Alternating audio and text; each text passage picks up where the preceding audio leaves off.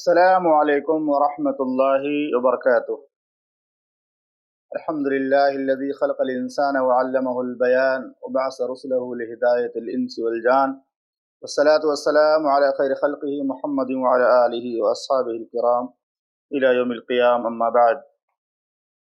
معزز محترم سامعین اکرام، دینی اور اسلامی بھائیوں، اللہ کی توفیق سے ہم لوگ ایک اور باب مکمل کر چکے ہیں، اور بڑی خوشی ہوتی ہے جب کوئی ایک نیا باب آتا ہے، کیونکہ امام نووی رحمہ اللہ نے جو ابواب کی ترتیب رکھی ہے بڑی خوبصورت ترتیب ہے۔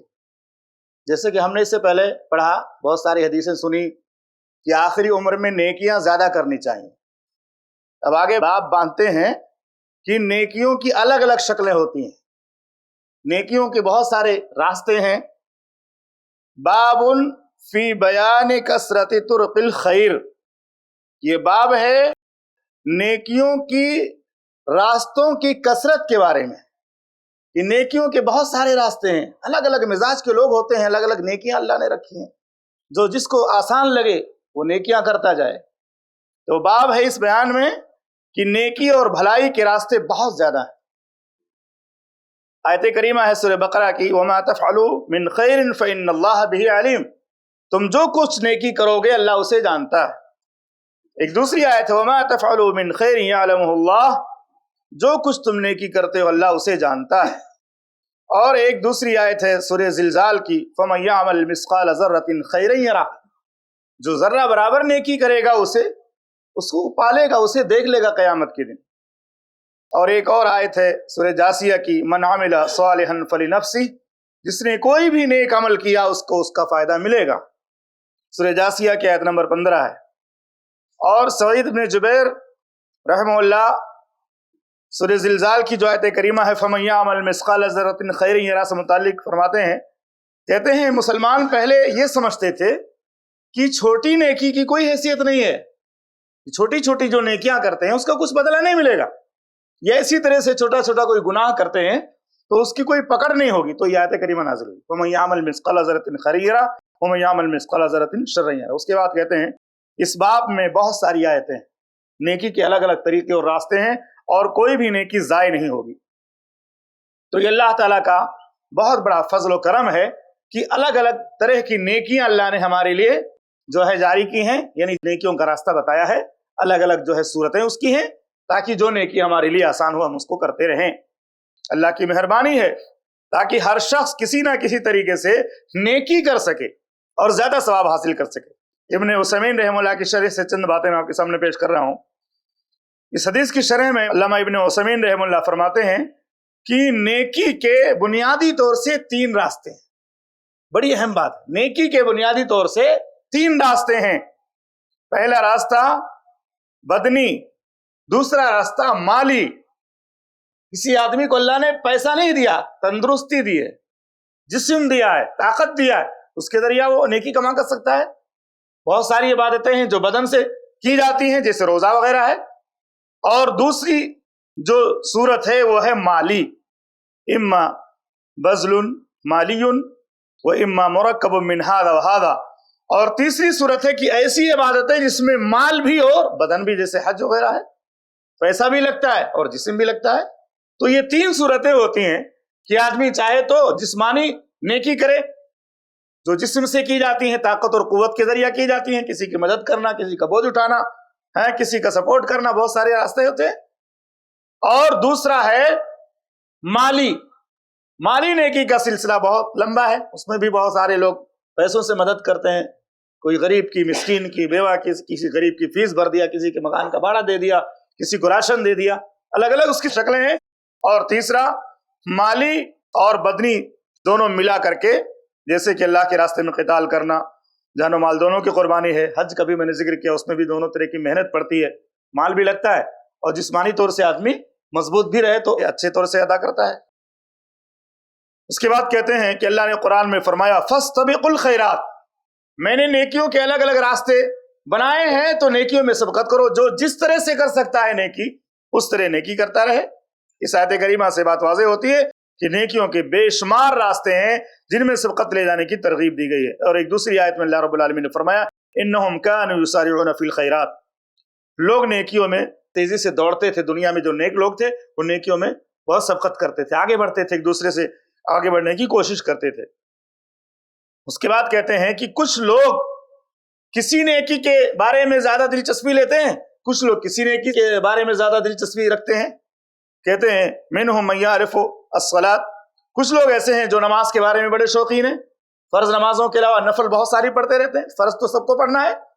कुछ लोग ऐसे हैं कि जो कुरान के शौकीन हैं, कुरान पढ़ने का बहुत शौक है, नमाज पढ़ते हैं, कुरान की तिलावत करते हैं।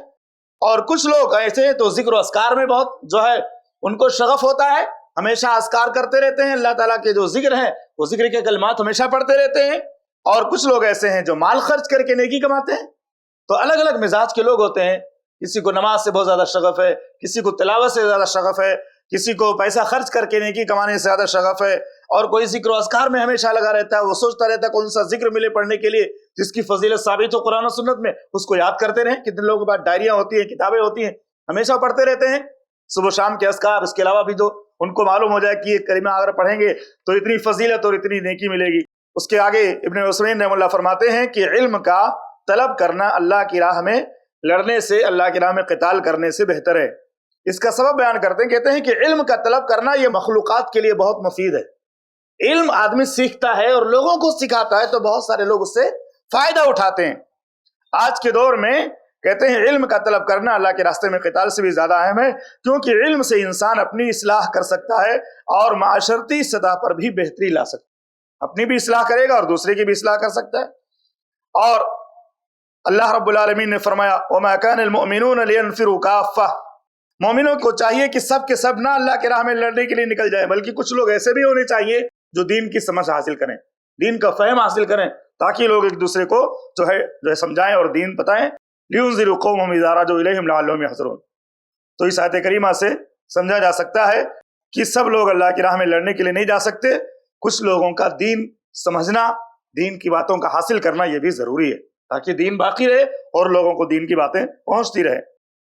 और इसी तरह से फरमाते हैं नेकी का बदला महफूज हो जाता है, जैसे गुनाह से इंसान पर अजाब साबित होता है, बिल्कुल उसी तरह नेकी से उसका अजर और सवाब साबित होता है।